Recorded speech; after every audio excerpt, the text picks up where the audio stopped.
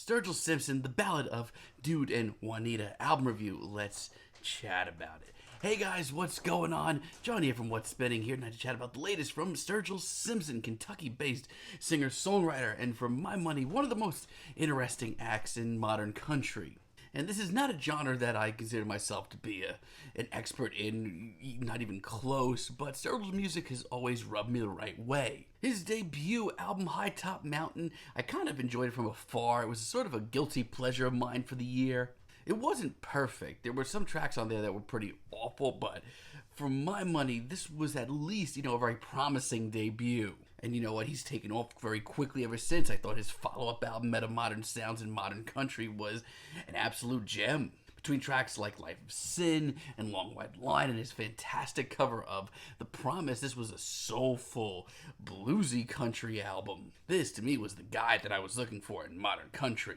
And he proved that even further with his follow-up, the very classy, almost progressive at times, Sailor's Guide to Earth. If you're not a fan of modern country and want to get into it, and want to ease your way into it, these are two albums that I would absolutely say to start with. Now, his last album, Sound and Fury, I thought was a little hit and miss. This was a much more electric album, a little bit more bluesy, some big guitars on this thing, and at points it was pretty great. But what it missed, it kind of missed really hard, and it wasn't nearly as classy. He's also released 2 albums worth of Bluegrass covers in the last year or so. Both of them are pretty hit and miss, much like most cover albums, I feel like. Which leads me to this new one, The Ballad of Dude and Juanita, which is apparently his last solo album.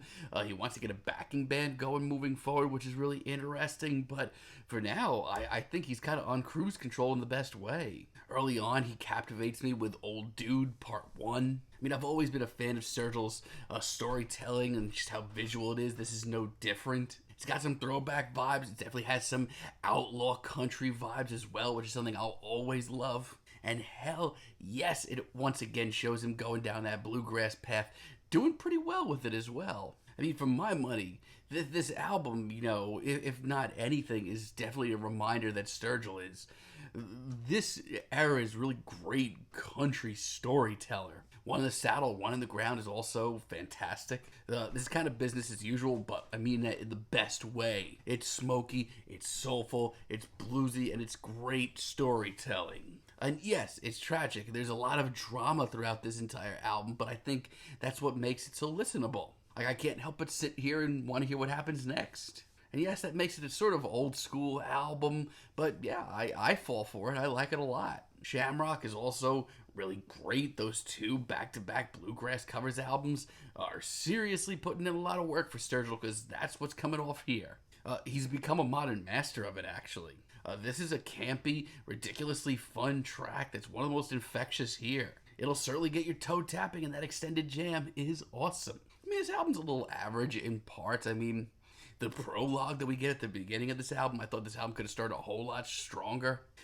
From a storytelling perspective, yes, it's probably necessary, but I think Sturgill could do a whole lot more by being himself. I have to say a lot of the same things about the epilogue as well. And Go in Peace is my least favorite track here. Of every track here, this kind of sounds like the farthest thing from a Sturgill Simpson track. Lyrically, it's fine. It certainly wraps things up on this album, but I don't know, it kind of seems a little cheap to me. Outside of that, though, while this album is a little bit on the safe side, and as far as my biggest gripe goes, this album's length, this could have been a whole lot longer and much more epic and progressive. Outside of that, though, even though this is a little safe at times, Sturgill's music just warms my soul. Played Out is fantastic. The drama really increases on this track, and I have to say, not only is it the story itself that Sturgill is spinning throughout this album, it's honestly his performance as well, his presentation of it. It's just so bluesy and exhausted, much like the main character Dude on this track,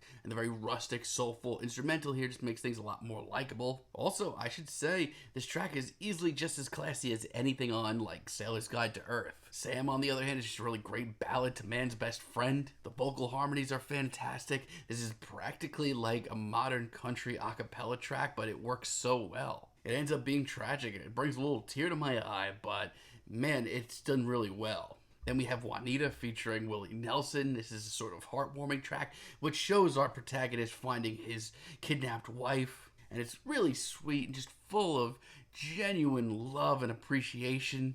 And the sun-soaked sweet instrumental is just what the doctor ordered. And the finale, Old Dude Part 2, is really great as well. I mean, it's bright and sunny, at least from an instrumental standpoint, because it is vicious as far as lyric-wise. This is the fitting end to this story, with Dude and Juanita finally standing tall at the end of it. It's a likable finale, just a very, nice conclusion to this story.